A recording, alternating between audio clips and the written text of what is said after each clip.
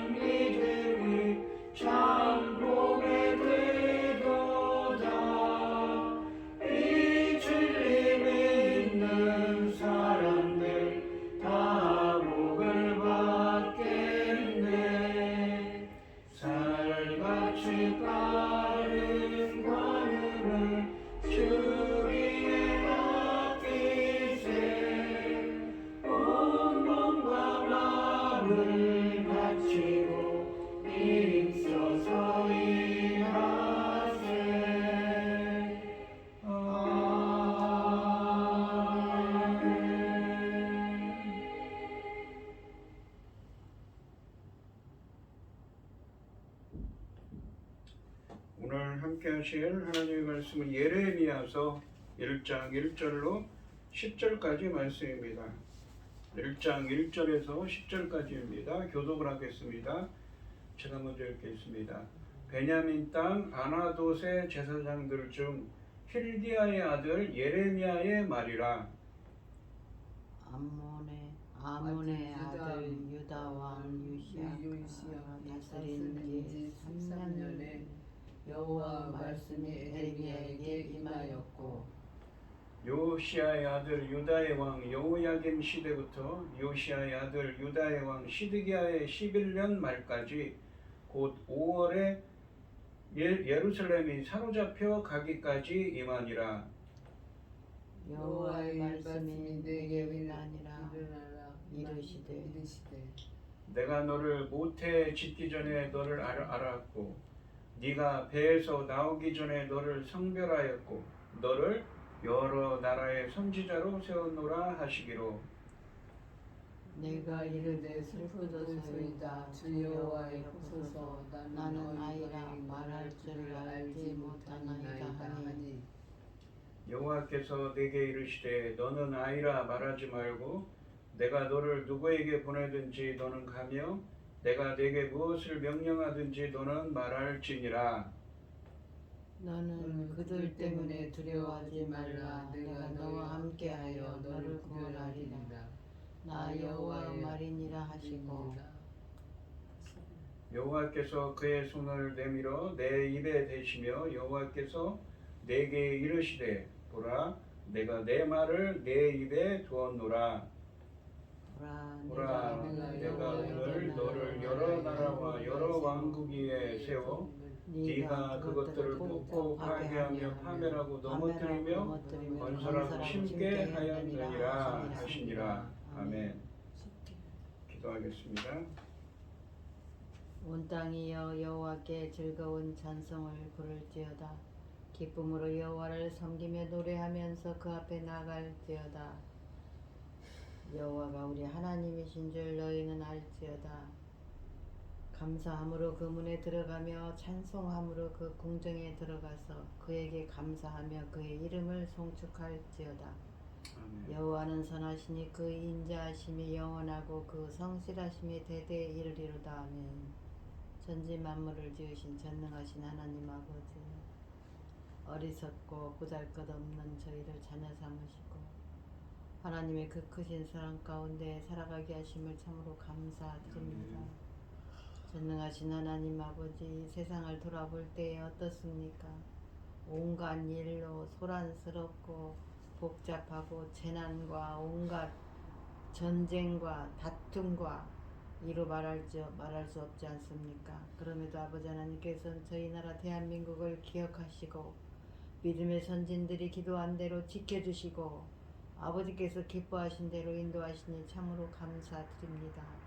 세상 밖에서 이 지구촌에 일어나는 일들을 볼 때에 하나님께 더욱 감사할 수밖에 없사오니 아버지 하나님 앞으로도 앞날에도 하나님께서 천금같이 지켜주시어서 정말로 하나님께서 사랑하는 이 백성인 걸, 이 나라인 것을 만천하에 증거되게 하여 주시옵소서. 열매 거둘 시대를 이르러 아버지 하나님 사랑하는 종 열매 거둘 말씀을 들고 강단에 섰습니다. 말씀으로 말미암아 아버지께서 기뻐 받으실 열매들이 넉넉히 나올 수 있기를 간절히 소원하옵고 이 모든 말씀 엉망 죄악 가운데에서 우리를 구원하여 주신 예수 그리스도 이름으로 기도드리옵나이다. 아멘. 오늘 함께 하실 하나님의 말씀의 제목은 말씀을 받은 자의 운명입니다. 그동안에 계속 이사야 선지자의 말씀을 함께 묵상해 보았습니다. 이사야 선지자는 이 주전 586년에 남유다가 멸망하기 약 100여 년 전에 사역한 선지자였습니다. 그래서 앞으로 너희들이 멸망을 해서 바벨론을 끌려간 이후의 이야기의 상황에 대해서 주로 많이 예언을 했습니다. 오늘 본문 말씀에 보시면 이 예레미야서는 눈물의 선지자라고 합니다. 예레미야 선지자는 주전 약 586년에 이 남유다가 멸망하기 약 40여 년 전부터 그러니까 약 40여 년 동안 사역한 선지자였습니다. 눈물로 그들의 죄악과 그들이 멸망할 것을 예언하는 선지자였지요. 이 예레미야서는 남유다 왕국의 멸망의 시기가 급박하게 다가오는 암울한 시대상의 상황 속에서 피할 수 없는 하나님의 심판을 예언하며 회개를 촉구하는 동시에 새로운 구원의 소망을 전파하는 예레미야의 눈물에 찬 선지 사역을 기록하고 있습니다. 그래서 성경학자들은 예레미야 선지자를 눈물의 선지자라고 부릅니다.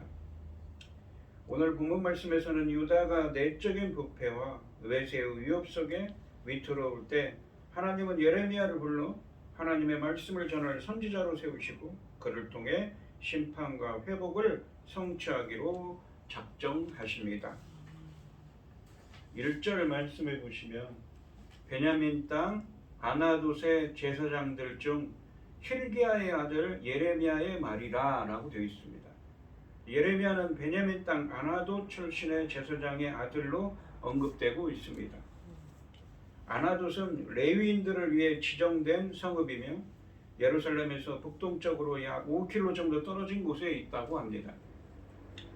예레미야의 붙인 이름은 힐기야라고 했는데 이 인물은 열왕기하 22장 4절 말씀에 언급된 요시야 왕 때에 율법책을 발견했던 힐기야와는 다른 사람입니다.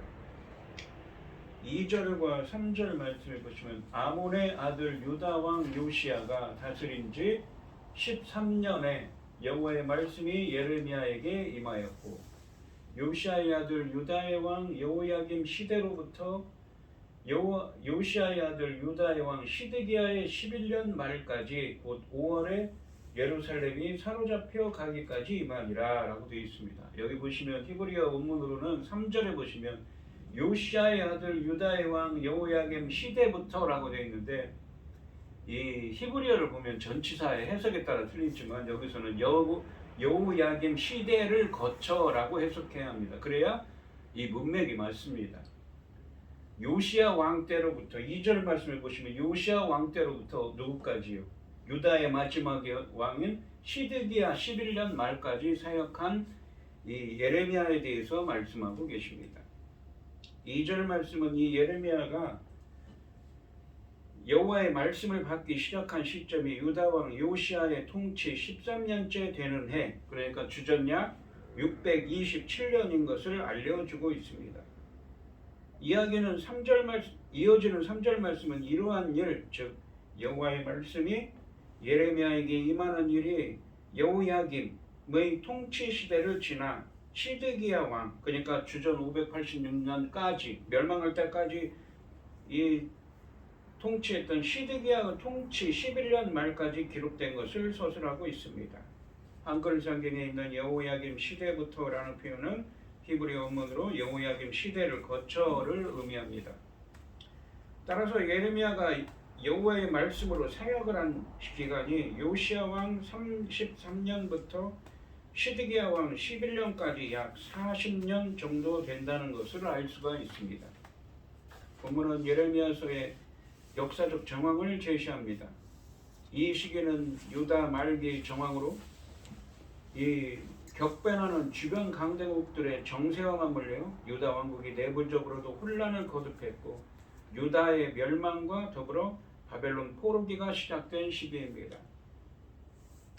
예레미야 선지자는 주전 622년에 시작된 요시야의 종교 개혁을 경험했고 유다 몰락의 과정을 지켜보았으며 결국 예루살렘 성과 성전의 파괴를 목격하면서 그의 사역을 했습니다.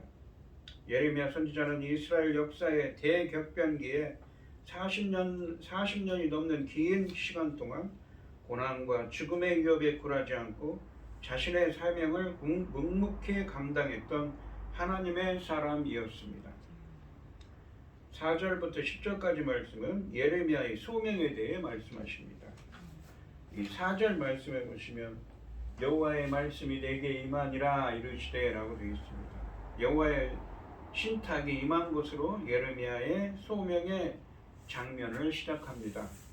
5절 말씀에 보시면 내가 너를 모태에 짓기 전에 너를 알았고 네가 배에서 나오기 전에 너를 성별하였고 너를 여러 나라의 선지자로 세웠노라 하시기로 라고 되어 있습니다. 상반절에 보시면 내가 너를 모태에 짓기 전에 너를 알았고 네가 배에서 나오기 전에 너를 성별하였고 라고 말씀하십니다. 본문은 예레미야의 소명은 그가 태어나기 전에 이미 예정되었다는 것을 알려줍니다.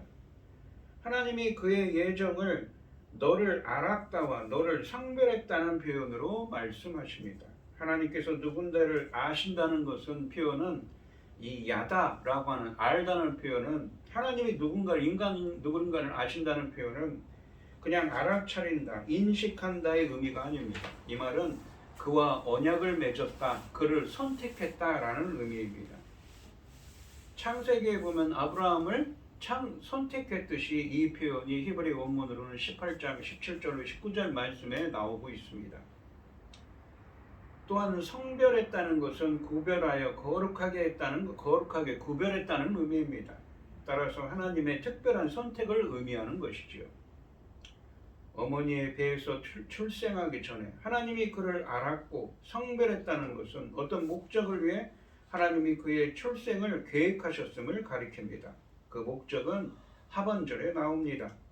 하반절에 보시면 너를 여러 나라의 선지자로 세우노라 하시기로 라고 되어 있습니다.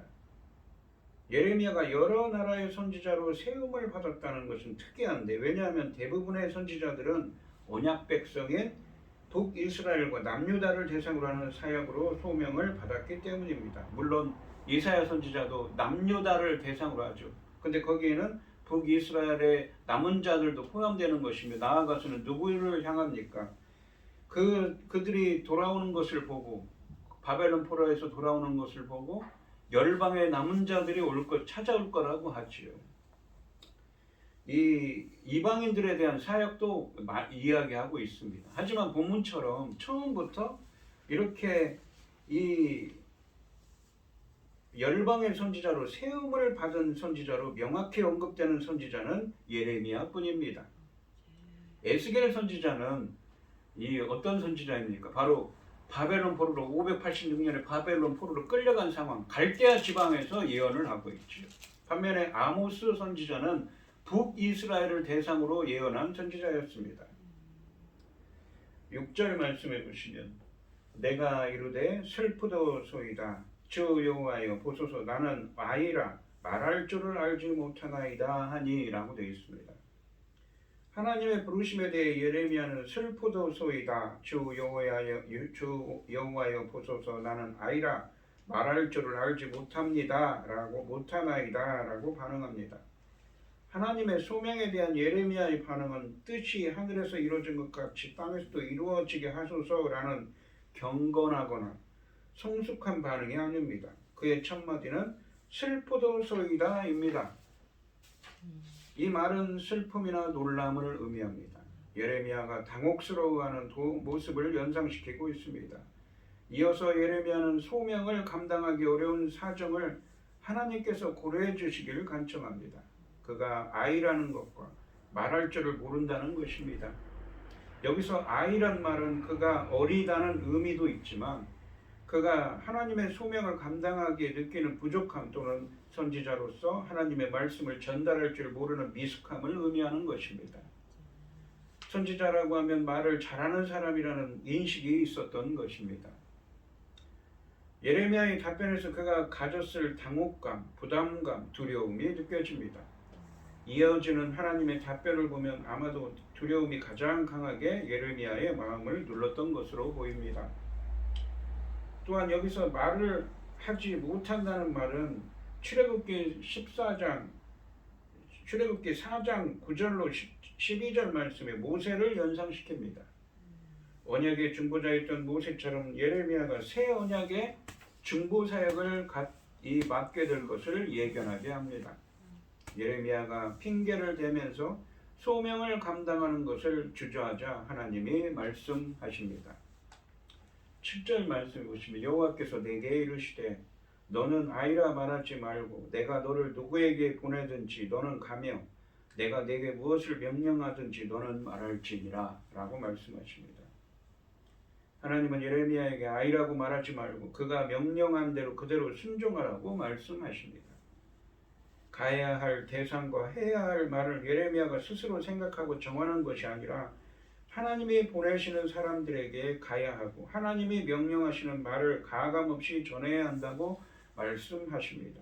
즉 하나님의 전령으로서의 사명을 감당하라는 것이지요. 8절 말씀해 보시면 너는 그들 때문에 두려워하지 말라. 내가 너와 함께하여 너를 구원하리라. 나 여호와의 말이니라 하시고 라고 되어 있습니다.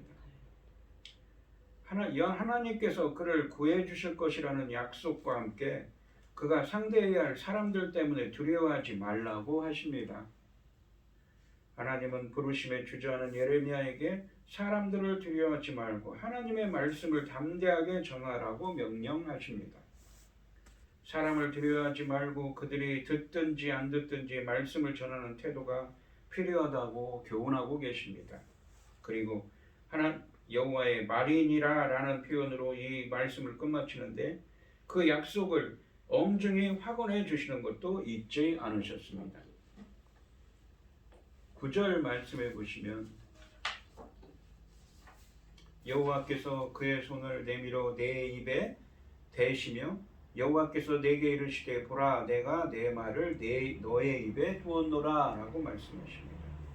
하나님이 그의 손을 내밀어 예레미야의 입을 만지신 것은 하나님의 말씀을 예레미야 입에 둔다는 것을 그에게 가시적으로 보여주는 행위입니다.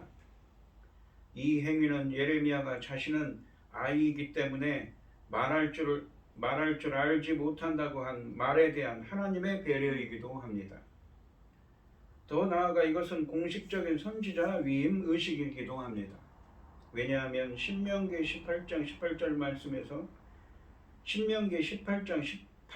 말씀에서 하나님이 선지자를 세우실 때 선지자의 입에 그의 말을 두겠다고 하셨기 때문입니다. 하나님의 말씀을 입에 두는 것은 이사야가 예언자로 부름을 받을 때 숯불로 입술이 정결하게 된 사건을 또한 떠올리게 합니다. 이 행위 후에 하나님은 열방의 선지자로 임명을 받은 예레미야가 감당해야 할 사역을 구체적으로 설명해 주십니다. 10절 말씀해 보시면 보라 내가 오늘 너를 여러 나라의 여러 왕국 위에 세워 네가 그것들을 뽑고 파괴하며 파멸하고 넘어뜨리며 건설하고 심게 하였느니라 하시니라 라고 말씀하십니다. 예레미야의 사명은 여러 나라의 여러 왕국 즉 열국을 뽑고 파괴하며 파멸하고 넘어뜨리며 건설하고 심게 하는 것으로 요약됩니다. 뽑고 파괴하며 파멸하고 건설하고 심는다는 표현은 예레미야서의 주요 길목에서 자주 등장하는 문구이기도 합니다. 여기서 뽑고 파괴한다는 것은 유다에서 시작해 열국이 언약을 위반함으로써 심판을 받는다는 것을 의미합니다. 반면에 건설하고 심는다는 것은 새 언약을 통해 새로운 백성을 심고 새로운 창조 질서를 건설한다는 뜻입니다. 하나님이 유다와 열국을 무너뜨리고 기존 창조 질서를 파괴하신 후 새 언약을 맺어 새로운 창조 질서를 만들고 유다와 열국에서 남은 자들을 세우신다는 의미를 담고 있습니다. 언약 위반으로 인한 기존 질서에 대한 심판 선언과 새로운 창조 질서를 동반하는 새 언약을 예언하는 것으로 요약됩니다. 이 점을 고려하면 예레미야는 유다의 영역을 넘어 여러 나라의 예언자로서 부름을 받았다고 할 수가 있습니다. 예레미야의 사역은 유다를 포함한 열방을 향해 하나님의 심판과 구원을 선포하는 것입니다. 예레미야가 선포하는 심판과 구원의 신탁에 나라들이 어떻게 반응하느냐에 따라 그 나라의 흥망성쇠가 결정됩니다. 오늘 본문 말씀을 보시면 예레미야는 남왕국 유다가 멸망하던 시기, 그러니까 멸망할 때까지 약 40여 년 동안 이 하나님의 말씀을 전한 눈물의 선지자였습니다. 본문은 이 예레미야서 전체를 통해 그토록 대담하게 예언을 선포하던 예레미야도 처음에는 인간적으로 극히 연약했다는 것을 보여주고 있습니다. 예레미야는 유다를 포함한 모든 열방의 선지자로 세움을 받습니다. 그런데 현실은 그가 속한 유다라는 나라가 멸망할 것이라는 어두운 그림자가 비춰지는 상황이었습니다. 역사의 전환기의 선지자로 세움받은 것입니다. 따라서 그가 살아갈 시간 속에는 수많은 위협과 고난이 기다리고 있습니다. 다시 말해 예레미야는 본문에서 하나님의 부르심에 대해 바로 응하지 못하고 망설이는 모습을 보여주는데 이는 진리가 외면되고 의가 핍박당하는 당시의 타락한 시대 상황 속에서 심판을 선포해야 하는 선지자의 사명을 온전히 감당할 수 없다는 인간적 판단 때문이었습니다. 그러나 하나님께서는 당신의 주권과 보호와 도우심을 강조하며 그를 격려하여 그로 하여금 선지자의 직무를 잘 감당하도록 권면하고 계십니다. 오늘 이 시간 성도님들도 하나님이 보내신 곳에서 말씀에 순종함으로 말씀을 나타내며 살아가는 여러분들이 되시기 바랍니다. 기도하겠습니다. 하나님 아버지, 예레미야서를 시작합니다. 예레미야서는 유다가 멸망하기 전까지 하나님의 신탁을 전한 선지자입니다. 심판과 한쪽에서는 앞으로 새로운 창조 질서와 새 언약을 통하여 새로운 창조 질서가 세워질 것을 이야기하고 있습니다. 저희들도 예레미야 선지자처럼 하나님이 보내신 곳에서 말씀에 순종함으로 말씀을 나타내며 살아가는 하나님의 백성들이 될 수 있도록 인도하여 주시옵소서.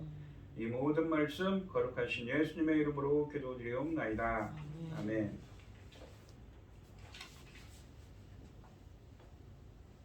찬송가 323장입니다.